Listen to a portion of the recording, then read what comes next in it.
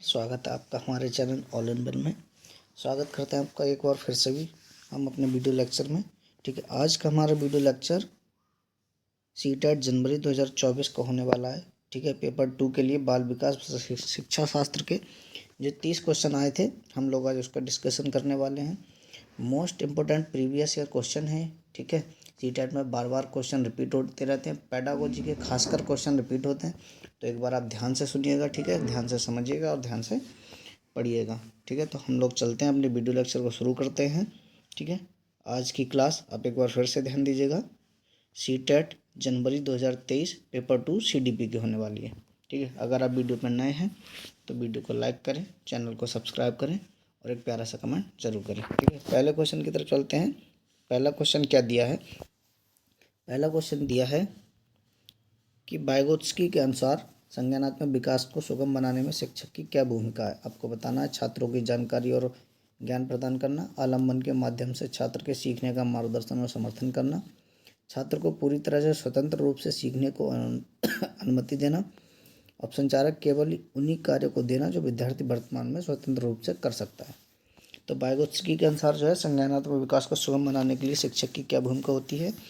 तो वो होती है आलम्बन के माध्यम से छात्र के सीखने का मार्गदर्शन और समर्थन करना। वाइगोत्स्की ने कहा है कि जो शिक्षक है वो एक सुगमदाता और मार्गदर्शक है। ठीक है, क्वेश्चन नंबर 1 है, ऑप्शन नंबर 2 आपका राइट हो जाएगा। क्वेश्चन नंबर 2 है। क्वेश्चन नंबर 2 में कहा गया है किशोरावस्था के बारे में निम्नलिखित में से कौन सा कथन सही नहीं है? आपको ध्यान देना, एक बार नहीं पूछा गया है। ठीक है, नहीं को मार्क कर लेना कि कौन सा नहीं है। किशोरावस्था एक सामाजिक संरचना है। किशोरावस्था को आमतौर पर यौवन को शुरू करने के लिए माना जाता है।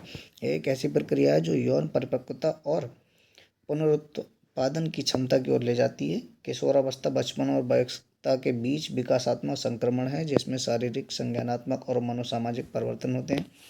विभिन्न संस्कृतियों के बीच एक समान तरीके से किशोरावस्था में प्रवेश करते हैं और इसे अनुभव करते हैं। तो क्वेश्चन नंबर 2 जो है किशोरावस्था के बारे में पूछा गया कि कौन सा कथन सही नहीं है, तो इसका राइट आंसर आपका हो जाएगा क्वेश्चन नंबर 2 का ऑप्शन नंबर 4। ठीक है, विभिन्न संस्कृतियों के बच्चे एक समान तरीके से किशोरावस्था में प्रवेश करते हैं और इसे अनुभव कहते हैं। ये आपका ठीक नहीं है। ठीक है, अगला क्वेश्चन देखते हैं। क्वेश्चन नंबर 3 आपका क्या दिया गया है? सुजाता नृत्य प्रतियोगिता में केवल इसलिए उत्सुकता से भाग लेती है क्योंकि वह नकद का प्रथम पुरस्कार जीतने में रुचि रखती है। सुजाता है आंतरिक रूप से प्रेरित, बाहरी रूप से प्रेरित, महारत उन्मुख शिक्षार्थी है या असफलता परिहार शिक्षार्थी है? तो आपको बताना है कि केवल नगद पुरस्कार को जीतने में रुचि रखती है तो वो किस श्रेणी में आएगी? तो आपको बताना है। इसका राइट आंसर आपका क्या होगा कि वह बाहरी रूप से प्रेरित है क्योंकि वह सिर्फ नगद पुरस्कार को जीतने में रुचि रखती है। क्वेश्चन नंबर 4 है। क्वेश्चन नंबर 4 में कहा गया है कि शिक्षार्थियों के बीच व्यक्तिगत भिन्नताओं को संबोधित करने के लिए एक शिक्षक को क्या करना चाहिए? मतभेदों को असमान और एक प्रकार की कमी के रूप में स्वीकार करना चाहिए, व्यक्तिगत भिन्नताओं को नज़रअंदाज करना चाहिए, भिन्नताओं को मानव विविधता की प्रत्यक्ष विशेषता के रूप में मानना चाहिए, सभी शिक्षार्थियों के लिए एक अनम्य और समान पाठ्यक्रम लागू करना चाहिए। ठीक है, तो आपको बताना है। तो क्वेश्चन नंबर 4 का आपका ऑप्शन नंबर 3 बिल्कुल राइट आंसर हो जाए। भिन्नताओं को मानव विविधता के प्रत्येक विशेषता के रूप में मानना चाहिए। ठीक है, अगला क्वेश्चन है क्वेश्चन नंबर 5 दिया गया जीन पियाजे का मानना था कि ज्ञान है। तो आपको बताना है कि जीन पियाजे का क्या मानना था कि ज्ञान क्या है। तो क्वेश्चन नंबर 5 के ऑप्शन है पर्यावरण से निष्क्रिय रूप से परस होने के बजाय बच्चों द्वारा निर्मित किया जाता है, अंतःक्रियाओं के माध्यम से प्राप्त करने के बजाय जन्मजात और दिया हुआ होता है, अधिक जानकर अन्य लोगों के साथ बातचीत से स्वयं निर्मित होता है, एक दृश्य व्यवहार परिवर्तन है जिसे विश्वसनीयता के साथ मापा जा सकता है। तो क्वेश्चन नंबर 5 के अनुसार यानी जीन पियाजे का मानना था कि जो ज्ञान है वो क्या है? तो वो है पर्यावरण से निष्क्रिय रूप से पारित होने के बजाय बच्चों द्वारा निर्मित किया जाता है। तो क्वेश्चन नंबर 5 का ऑप्शन नंबर ए एक आपका राइट आंसर है। अगला क्वेश्चन की तरफ चलते हैं। वीडियो अच्छी लग रही हो तो एक बार आप लाइक जरूर कीजिएगा, शेयर कीजिएगा। ठीक है, और बहुत ही ध्यान से पढ़िएगा क्योंकि किसी भी सब्जेक्ट के पेडागोजी और प्रीवियस ईयर क्वेश्चन बहुत ही ज़्यादा इंपॉर्टेंट होते हैं जो आपको आने वाले आगे की परीक्षाओं में देखने को मिल सकते हैं। ठीक है, क्वेश्चन नंबर 6 है एक प्रगतिशील कक्षा में आकलन आपको बताना गतिशील होता है, वस्तुनिष्ठ होता है, योगात्मक होता है या मानक संदर्भित होता है? ठीक है, तो एक प्रगतिशील कक्षा में जो आकलन होता है तो उसका राइट आंसर आपका हो जाएगा वह प्रगतिशील होता है। ठीक है, क्वेश्चन नंबर 7 है। क्वेश्चन नंबर 7 दिया है, निम्नलिखित में से कौन सी प्रक्रिया वातावरण से प्राप्त जानकारी के अर्थ निर्माण और इसे स्मृति में आगे संग्रहित करने के लिए आवश्यक है। तो आपको बताना, ध्यान देना, क्षय होना, भूलना या पुनर्प्राप्ति। तो क्वेश्चन नंबर 7 का राइट आंसर आपका हो जाएगा ध्यान देना। ठीक है, क्वेश्चन नंबर 7 का ऑप्शन नंबर 1 आपका राइट आंसर है। अगला क्वेश्चन देखते हैं। क्वेश्चन नंबर 8 है, निम्नलिखित में से कौन सा एक ऐसे प्रश्न का उदाहरण है जिसमें छात्रों को जानकारी का विश्लेषण करने की आवश्यकता होती है।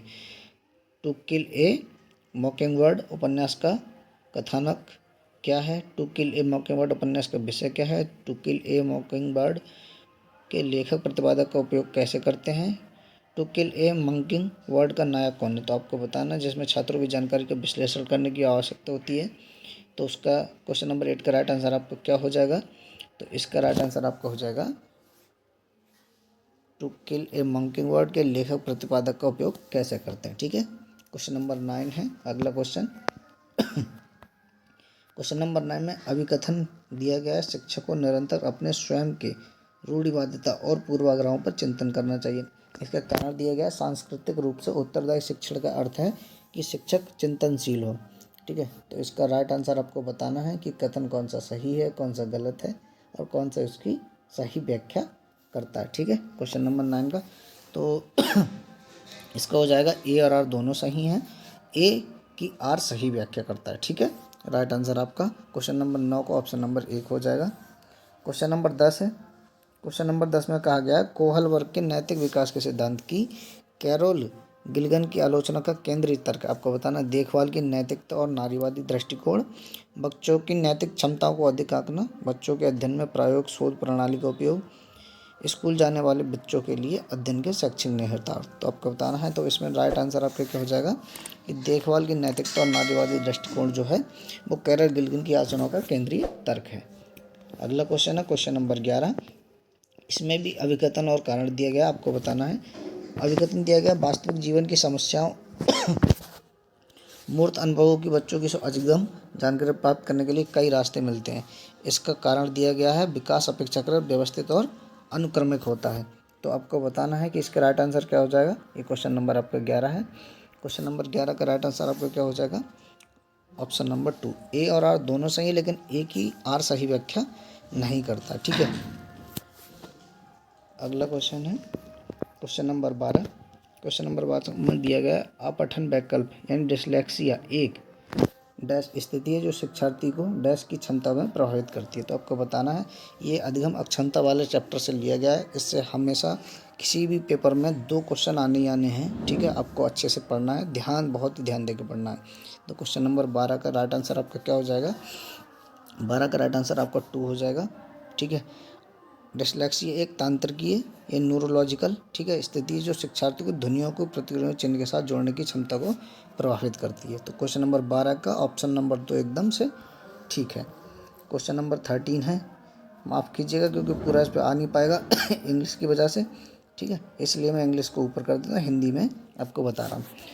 क्वेश्चन नंबर 13 है, एक माध्यमिक स्कूल शिक्षक छात्रों को संकल्पना और वास्तविक दुनिया के अनुप्रयोग के बीच संबंध बनाने में मदद करने के सार्थक सीखने को सक्षम बनाना चाहता है। निम्नलिखित में से कौन सी गतिविधि एक उपयुक्त शैक्षणिक रणनीति होगी? आपको बताना है। छात्रों को नियम और परिभाषा याद करने दें, विद्यार्थी को बहुविकल्पीय प्रश्नों वाली कार्य पत्रक पूरी करने को कहें, विद्यार्थी को दीपक प्रतिक्रिया अनुबंधन की विधि द्वारा सीखने को कहें, छात्रों को छोटे छोटे समूह में वर्तमान मुद्दों पर शोध करने दें और अपने निष्कर्ष कक्षा में प्रस्तुत करें। ठीक है, तो क्वेश्चन नंबर 13 का आपका राइट आंसर क्या हो जाएगा? Option number 4। छात्रों को छोटे छोटे समूह में ठीक है बांट दें और उनको कोई भी एक वर्तमान मुद्दे को टॉपिक दे दें और उनसे कहें कि इसकी रिपोर्ट बनाओ और कक्षा में आगे प्रस्तुत करो। ठीक है, तो क्वेश्चन नंबर 13 का राइट आंसर आपका ऑप्शन नंबर 4 हो जाएगा। क्वेश्चन नंबर 14 है, कोहल वर्ग के नैतिक विकास की किस अवस्था में बच्चों का तर्क कानूनन की नैतिकता के इर्द गिर्द घूमता है? आपको बताना है। पूर्व परंपरागत नैतिकता, पारंपरिक नैतिकता, स्वायत्त नैतिकता या विषम नैतिकता। तो क्वेश्चन नंबर 14 का राइट आंसर आपका क्या हो जाएगा? तो ये आपका हो जाएगा पारंपरिक नैतिकता। ठीक है, क्वेश्चन नंबर 14 का ऑप्शन नंबर 2 आपका राइट आंसर है। क्वेश्चन नंबर 15 है, दिए गए निम्नलिखित में से कौन एक समावेशी कक्षा का उदाहरण नहीं है? नहीं का आपको बहुत ध्यान रखना है। ठीक है, नहीं पूछा गया। विविध दृष्टिकोण का समावेशन, उचित समावेशन का पालन, विभेदित निर्देश देना, प्रतिस्पर्धी लोकाचार को प्रोत्साहित करना। ठीक है, तो 15 का राइट आंसर आपका हो जाएगा प्रतिस्पर्धी लोकाचार को प्रोत्साहित करना। ये समावेशी कक्षा का उदाहरण नहीं है। ठीक है, अगला क्वेश्चन है क्वेश्चन नंबर 16। दिए गए रचनात्मक मूल्यांकन के लिए कार्य की प्रकृति को दर्शाते हुए पोर्टफोलियो एक प्रभावी प्रणाली है क्योंकि, तो आपको बताना वे मूल्यांकन की प्रक्रिया में छात्रों को शामिल करते हैं, वे व्यक्तिगत छात्रों की प्रगति के बारे में अंतर्दृष्टि प्रदान करते हैं, वे मुख्य रूप से अंतिम उत्पाद की प्रस्तुति पर ध्यान केंद्रित करते हैं, वे छात्र अधिगम के ठोस सबूत पेश करते हैं। ठीक है, तो क्वेश्चन नंबर 16 का आपका राइट आंसर क्या हो जाएगा? तो ये आपका राइट आंसर हो जाएगा 16 का आपका डी। ठीक है,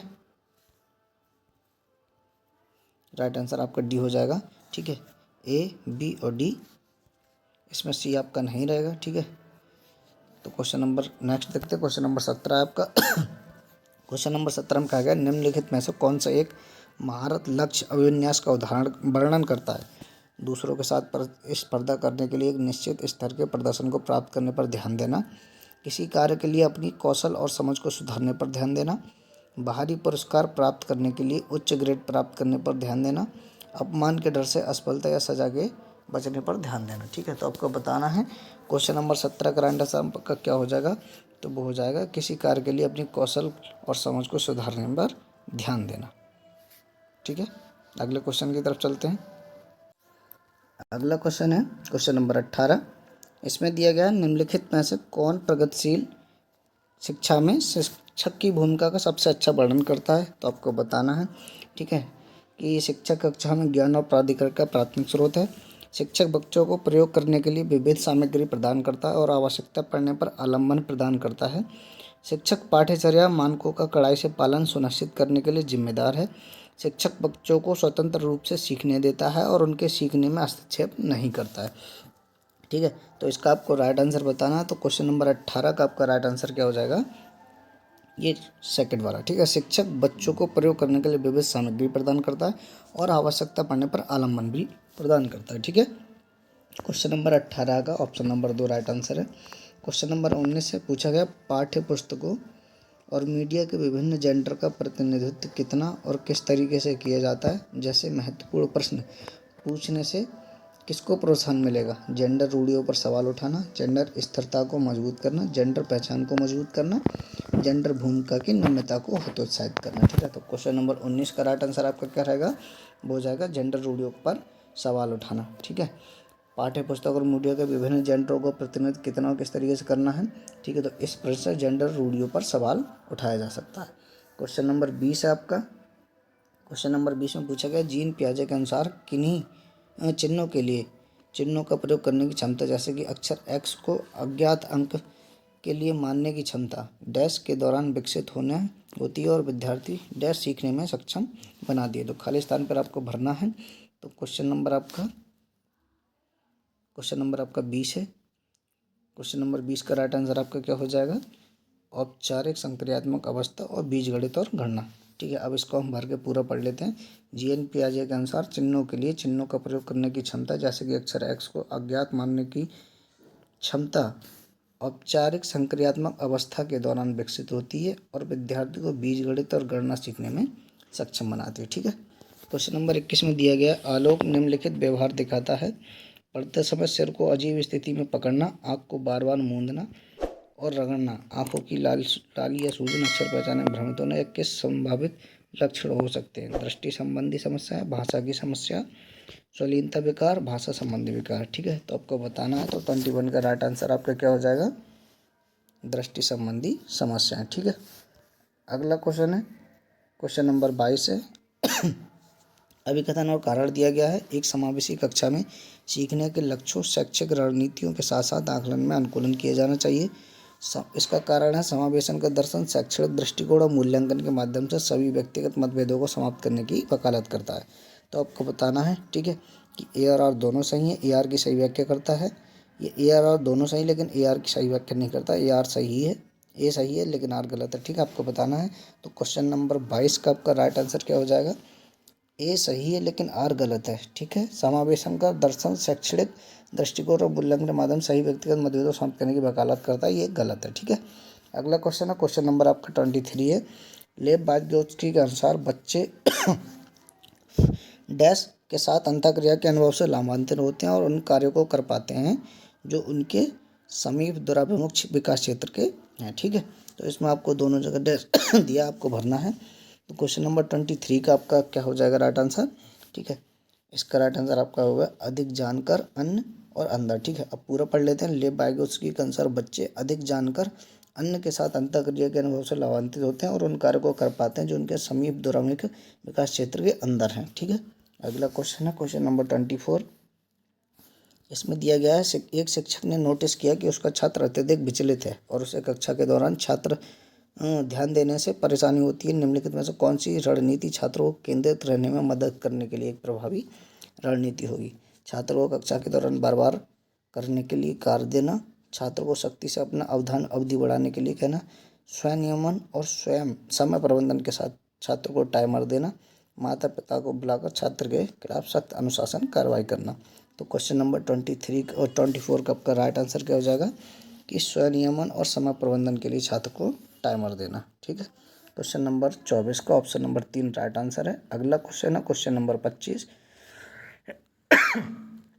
अभिकथन और कारण दिए गए हैं। अभिकथन में छात्रों के अच्छा प्रदर्शन करने और स्कूल में बने रहने की अधिक संभावना यदि उनको स्कूल में से भावनात्मक लगाव है और वे मानते हैं कि उनका होना मायने रखता है। इसका कारण दिया भावना सीखने में महत्वपूर्ण भूमिका निभाती हैं। तो क्वेश्चन नंबर 25 का आपका राइट आंसर क्या हो जाएगा कि ए और आर दोनों सही हैं और ए की आर सही व्याख्या करता है। ठीक है, अगला क्वेश्चन है क्वेश्चन नंबर 26। क्वेश्चन नंबर 26 में कहा गया निम्नलिखित में से कौन सा संरचनावादी अधिगम सिद्धांत का मूल सिद्धांत है। तो आपको बताना कि शिक्षकों के छात्र को प्रत्यक्ष निर्देशित और स्पष्ट मार्गदर्शन करना चाहिए। अधिगम तब होता है जब छात्रों को निम्नलिखित में सही उत्तर और प्रत्युष्टि मिलती है। छात्र अपने पर्यावरण के साथ सक्रिय संलग्नता के माध्यम से अपने ज्ञान का निर्माण करते हैं। अधिगम मुख्य रूप से एक निष्क्रिय प्रक्रिया है जिसमें सूचना प्राप्त करना और याद करना शामिल है। ठीक है, तो आपको बताना है। तो क्वेश्चन नंबर 26 का आपका राइट आंसर क्या हो जाएगा, तो वो हो जाएगा सी। ठीक है, छात्र अपने पर्यावरण के साथ सक्रिय संलग्नता के माध्यम से अपने ज्ञान का निर्माण करते हैं। अगला क्वेश्चन है क्वेश्चन नंबर 27 है। इसमें भी अभिकथन और कारण दिया गया है। ठीक है, इसको हम लोग पढ़ लेते हैं। एक बच्चा किसी कार्य को करने में जितना कम सक्षम होता है शिक्षक को उतने ही अधिक संकेत व इशारे देने चाहिए और जैसे जैसे बच्चा अधिक से अधिक कर सकता है शिक्षक को कम से कम मदद करनी चाहिए। कारण है बुद्धि को बुद्धि लब्धि की गणना करके सटीक रूप से नहीं मापा जा सकता। तो आपको बताना है कौन सा सही है और कौन सा किसकी सही व्याख्या करता है।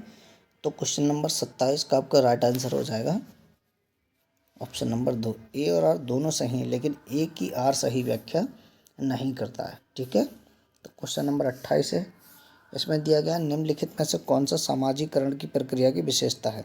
यह एक रेखीय प्रक्रिया है, यह एक जटिल प्रक्रिया है, यह एक बहुआयामी प्रक्रिया या विभिन्न संस्कृतियों में विशिष्ट रूप से होती है। ठीक है, तो क्वेश्चन नंबर 28 का आपका ऑप्शन हो जाएगा राइट नंबर 3 हो जाएगा, यानी यह एक जटिल प्रक्रिया है, यह विभिन्न संस्कृतियों में विशिष्ट रूप से होती है और यह एक बहुआयामी प्रक्रिया है।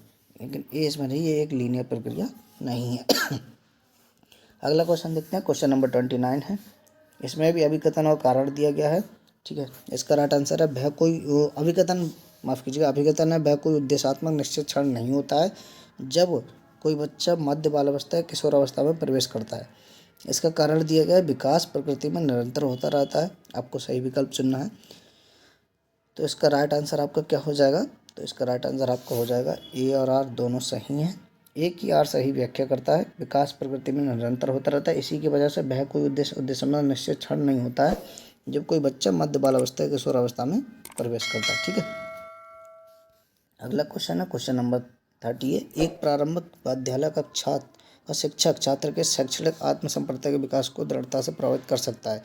सभी विद्यार्थियों से बहुत कम अपेक्षाएं रखना, छात्रों में स्वायत्तता और पहल को दंडित करना, छात्रों में स्वायत्तता और पहल को पुरस्कृत करना, विशेष छात्रों से बहुत कम उम्मीदें रखना। तो क्वेश्चन नंबर 30 का आपका राइट आंसर क्या हो जाएगा, छात्रों में स्वायत्तता और पहल को प्रस्तुत करना। ठीक है, तो ये थे हमारे सीटेट जनवरी 2024 पेपर 2 के सीडीपी के 30 क्वेश्चन जिनको हमने डिस्कशन किया है। ठीक है, आप लोग बहुत ही अच्छे से पढ़ लीजिएगा।